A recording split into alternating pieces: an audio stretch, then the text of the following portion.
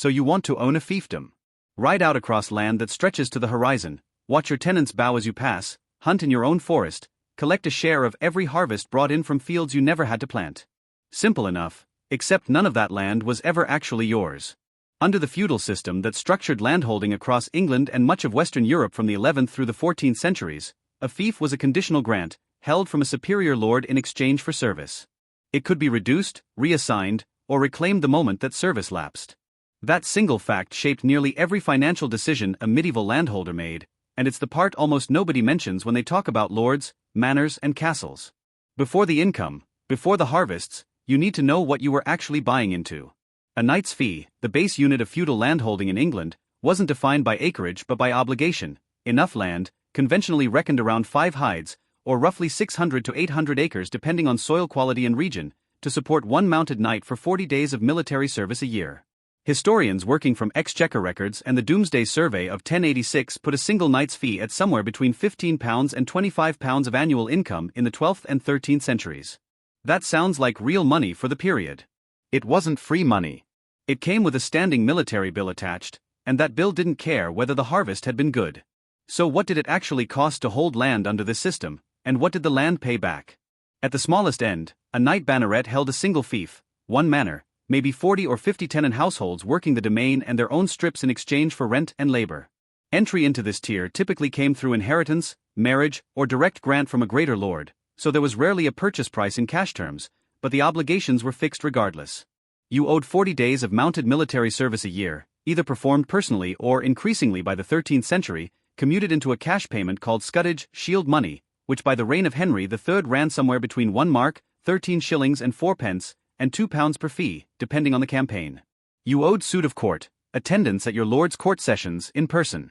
You owed relief, a payment made on inheriting the fief, fixed under Magna Carta's second clause at 100 shillings, £5, for a knight's fee. And you owed the incidental feudal aids, a contribution when your lord's eldest son was knighted, another when his eldest daughter married, another if he had to be ransomed. None of it was negotiable, and none of it arrived on your schedule. The mid-tier looked different in scale, but not in structure. A baron might hold 15 to 30 knights' fees, several manors spread across 2 or 3 counties, a household staff running into the dozens, and tenants of his own subletting individual fees from him in exchange for their service to the crown on his behalf. This is where the system's real complexity shows up. The baron sat in the middle of the pyramid, owing service upward to the king and receiving service and rent downward from his own tenants. His annual income from a holding this size, based on 13th century exchequer valuations compiled by historians such as Sally Harvey, likely ran between £300 and £600 a year. Against that, he owed the king's scutage on every fee he held, maintained a household of stewards, bailiffs, and a small permanent guard, and covered the legal and administrative costs of running manor courts across scattered estates. At the top sat the earls and the great tenants-in-chief, men holding 50, 80, in rare cases well over 100 knights' fees directly from the crown, with an income that by the mid-14th century could reach £4,000 a year or more for the wealthiest handful of English magnates. That was extraordinary wealth by the standards of the time. It also came with an extraordinary standing obligation. The crown expected an earl of that rank to bring dozens, sometimes hundreds, of mounted men to a campaign, fully equipped and fully paid, for as long as the war lasted, whether that was 1 season or 7 years. Here's the number worth sitting with. A single knight's fee produced roughly £20 a year. Keeping just one knight equipped, mounted and fed for a single campaigning season cost close to that same figure once you counted his pay, his warhorse, his armor, and his squire. The fief that was supposed to fund the knight barely covered him. Everything above subsistence had to come from somewhere else. That somewhere else runs in 2 directions at once, both of them squeezing the same land for money. The first channel was the tenurial pyramid itself, the structure of subinfeudation. The king granted land to a tenant-in-chief in exchange for military service. Rather than farm the entire grant himself, the tenant-in-chief subdivided it and granted fiefs to his own knights in exchange for their service to him, service he then owed upward to the crown. Those knights held domain land worked directly by unfree tenants, villeins, who owed labor, typically 2 or 3 days a week on the lord's own fields, plus a share of their own harvest, plus a range of smaller payments simply for the right to hold their strip of land. Land flowed down the pyramid. Service and produce flowed up it.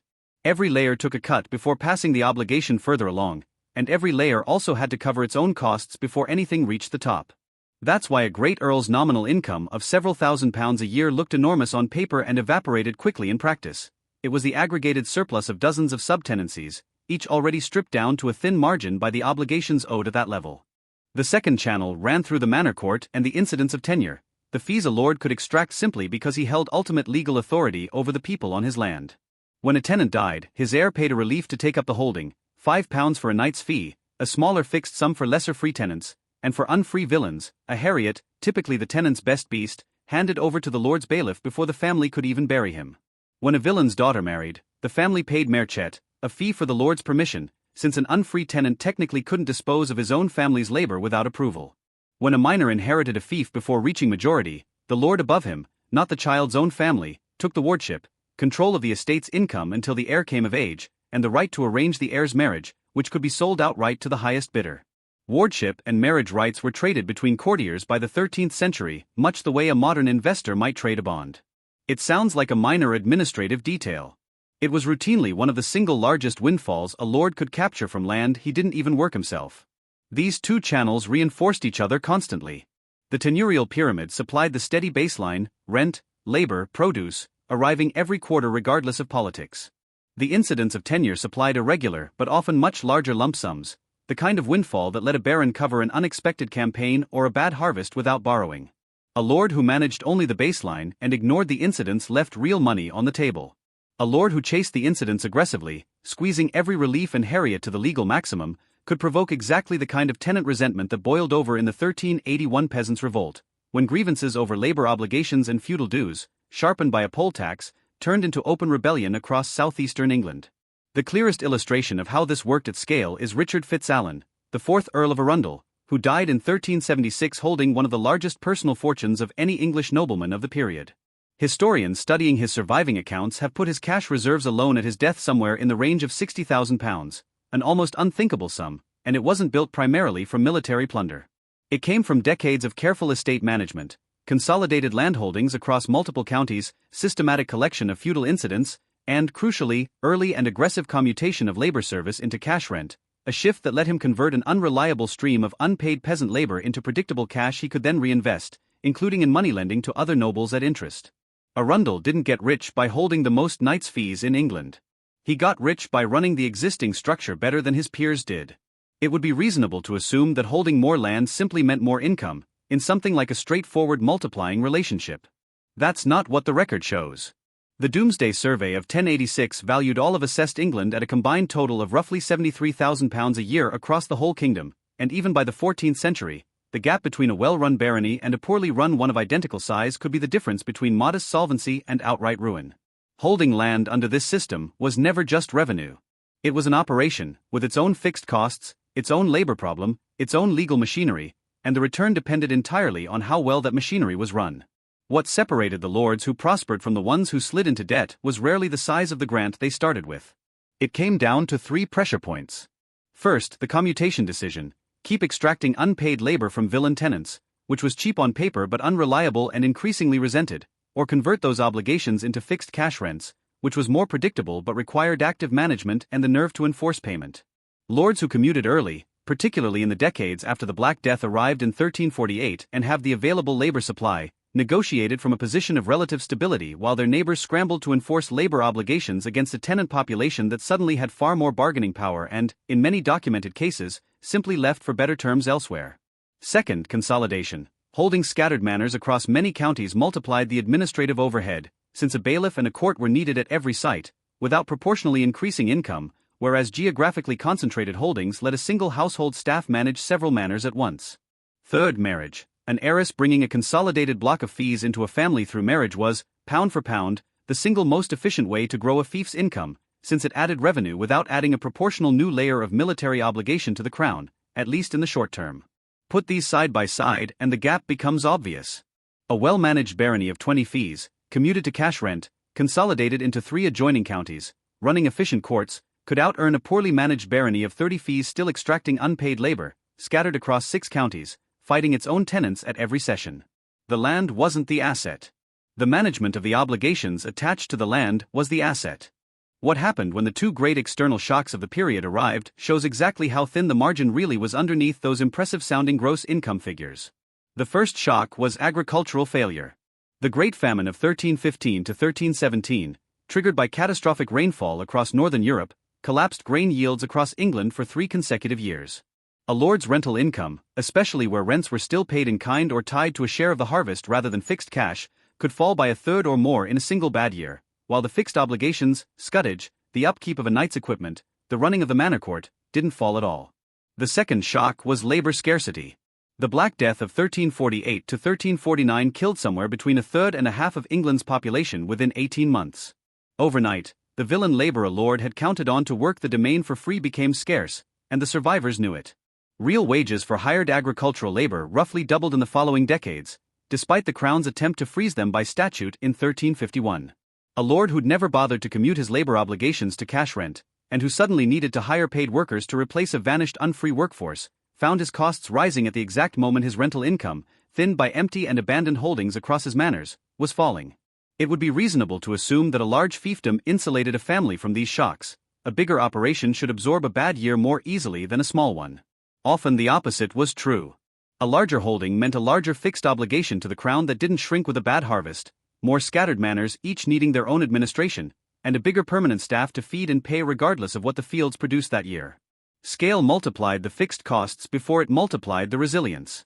So, roughly what did 3 real tiers of fiefdom look like in practice, in the decades either side of 1300, before the Black Death reshaped the whole system? A single knight holding 1 fee, 1 manor, 40 or so tenant households, annual income in the neighbourhood of £20. Fixed annual obligations, scutage, court costs, the basic upkeep of arms and a single warhorse, running to perhaps £8 to £12 in an ordinary peacetime year. Net surplus in a good year was modest, perhaps £8 to £10, enough to live respectably and little more, and vulnerable to total wipeout the moment a campaign was called and personal service, rather than cash, was demanded. A baron holding 20 knights' fees across 3 counties, annual gross income in the range of £400 to £500. Fixed obligations, scutage on 20 fees, a modest permanent household of stewards and guards, court administration across multiple manors, running to perhaps £150 to £250 depending on how efficiently the estate was run. Net surplus in an ordinary year with no war and no famine sat somewhere between £150 and £300, the difference almost entirely explained by how well the labour and rent structure had been managed. An earl holding upward of 80 knights' fees, gross income potentially exceeding £2,000 a year. Fixed obligations scaled with it, a substantial permanent household, an obligation to bring a genuinely large armed contingent on campaign, court administration across a dozen or more manors, easily consuming £1,000 or more in an ordinary year and multiples of that the moment war was declared. The net margin for the best-run earldoms, like Arundel's, could still run into the high hundreds or low thousands of pounds annually. For the worst-run ones, the same gross income produced a family sliding steadily into debt to Italian banking houses, the same lenders who financed much of the English crown's own wars, until an unlucky generation inherited not a fiefdom but the debts attached to one. So you still want to own a fiefdom? Fine. Just understand what you'd actually be holding, not a piece of ground, but a chain of obligations running upward to a king who could call it in without warning, and a chain running downward to tenants who, after 1349, increasingly had somewhere else to go. It was a debt owed in both directions at once, and the only question that ever separated a dynasty from a footnote was which direction you managed better.